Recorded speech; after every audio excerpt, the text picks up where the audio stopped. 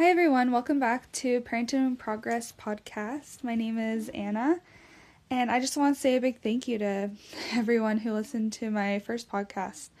I didn't actually think anyone would, except maybe my mom. Love you, Mom.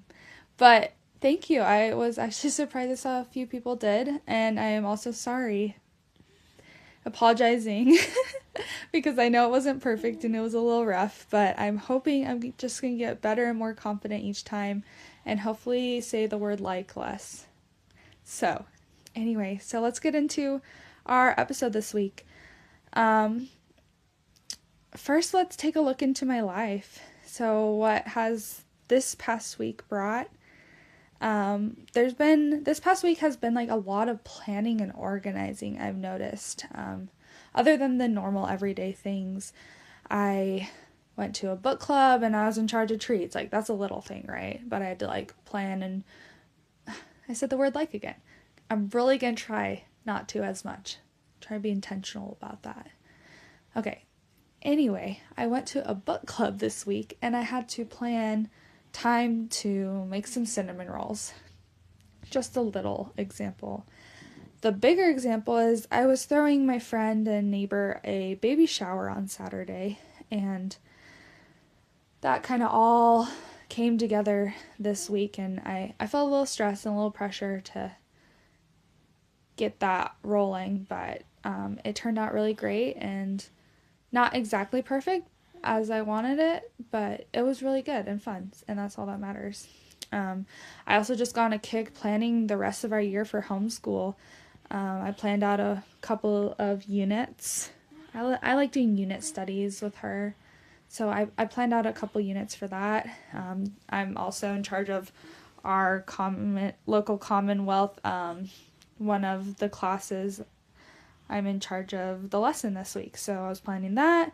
And then I've also been helping plan our Homeschool Commonwealth's home education conference. So it's just been a lot of Canva, Pinterest, planning, printing, thinking, lots of late nights, just thoughts coming to me and really quick putting on the notes app. So, but that's kind of what I enjoy. That is fun to me. I put in my bullet points here, why do I sign up for so much? Because it keeps me going. I realize I need a drive and purpose. I've had times in my life when I felt like I had no purpose and I was just sitting at home, especially during COVID. I bet a lot of people felt like that. I was doing online college at the time and I just felt so useless. Like, I had no purpose, and I got a little bit depressed at the time, and it was hard for me. And so I think sometimes I sign up for too much, but I love the part of me that wants to participate and wants to help and wants to be a part of these things and wants to be a part of the community. And I give, but I feel like I get so much back. So maybe if you don't feel like you have, which I want to talk about this later, but if you don't feel like you have a community or village, go and help out and volunteer for something. See a need and fill it. Or if you don't feel like you're qualified, just jump in and you'll soon become qualified, I guess. Sorry, I have my 4-month-old son with me right now, so you might hear him. I thought he was going to sleep through this, but I guess not. So I love the idea of you need a load to get traction, and I feel like me signing up for these things and helping out in my community in these ways, hi baby, is my load, and it gives me traction in my life, helps me feel like I have a purpose other than being a mom, because that is a wonderful purpose, but this is an added purpose for me personally, to be something other than just a mom. So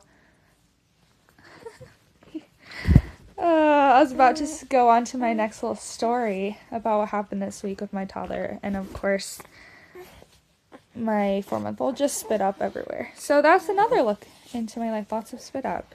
I don't think I ever rewear anything. Everything is dirty always, but it's fine, don't care. So fun little toddler story. I want to ask you, have you heard that saying, like, doing the same thing over and over, but expecting different results is a definition of insanity?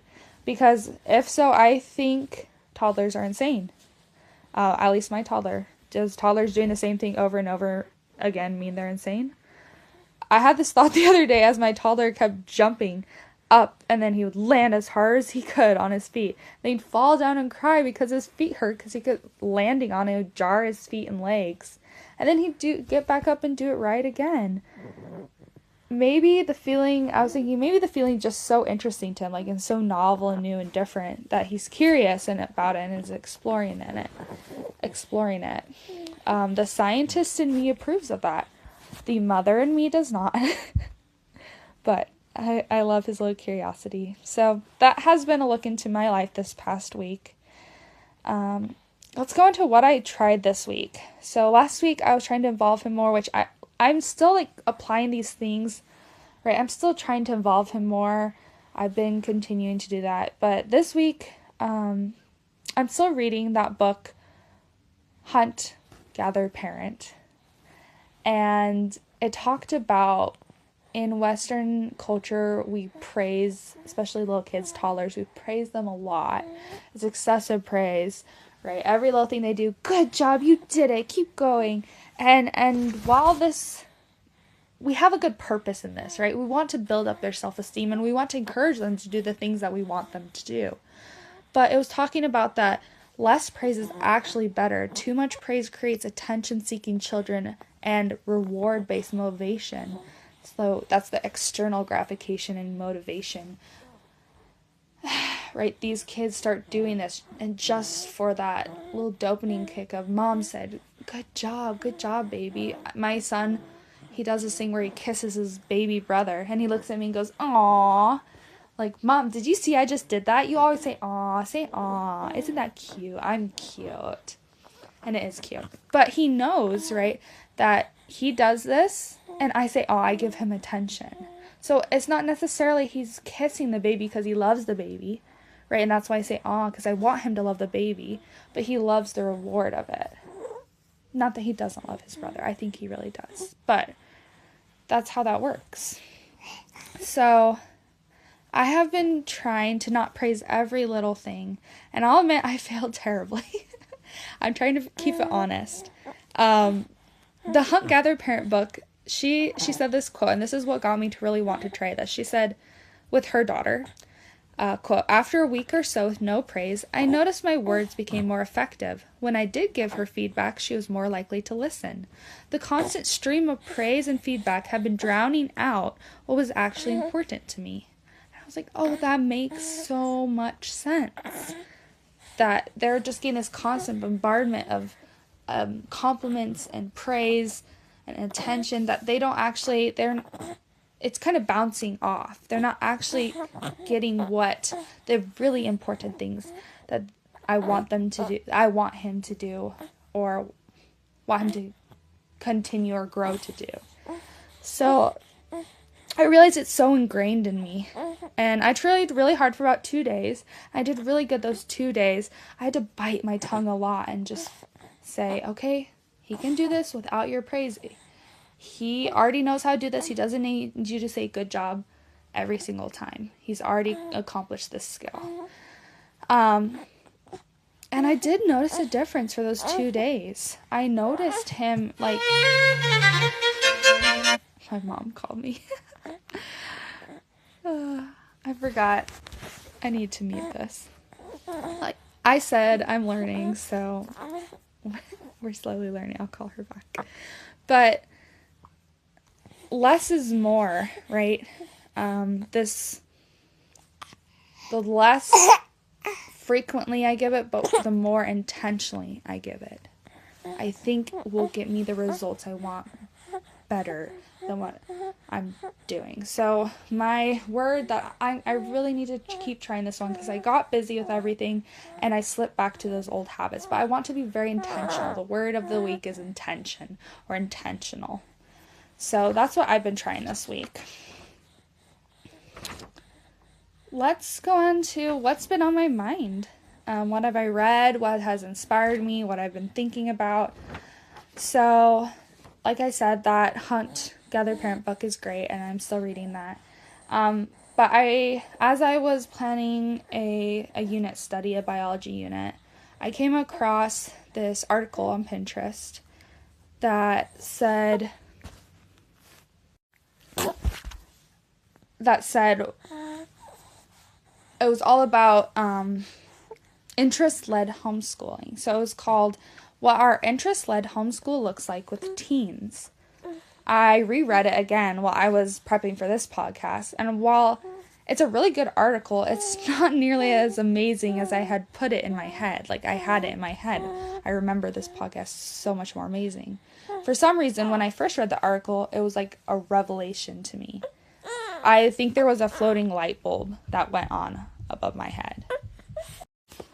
I had heard of it before, interest-led or interest-based homeschooling, but it never clicked that I could use what I consider non-academic interests. I thought I could only use, oh, they like this part in history, so let's go into that. Let's dive deep into that. Oh, they're really interested in rocks. Let's go do geology, right? Those are more academic interests. But it clicked to me, I can use non-academic, that I consider non-academic interests. So, for example, the 16-year-old girl I homeschool loves anything Korea, and she loves K-dramas. So I like K-dramas too. So what we've been doing is we're watching a K-drama together, and we watch one episode a day, and we discuss it during it. I think K-dramas are a little cheesy, but really good for discussing things like character development and plot devices. So, and then at the end of the episode, I have her complete a writing assignment about it. This is just one example of how I incorporate it. So, it's been fun. I think it's a good way to involve her and get her excited about something she's not so excited about. She doesn't really like writing. She groans when we write. So now I just need to figure out how to make math fun with Korea or something, because that's another one of the groaning ones. I haven't figured that one out yet, so please let me know, because yeah, math. This has got me thinking, like, how can I incorporate her other interests into homeschool? So she really loves Percy Jackson right now. She's really into it, and she's been reading it on her own, which is great and wonderful just in the reading aspect of it, especially on her own. But now I want to incorporate that. So I've had the thought, we're doing a biology unit right now. Maybe I could somehow do some marine biology and incorporate Percy Jackson into that. So I'm working on that. I think that will be really fun.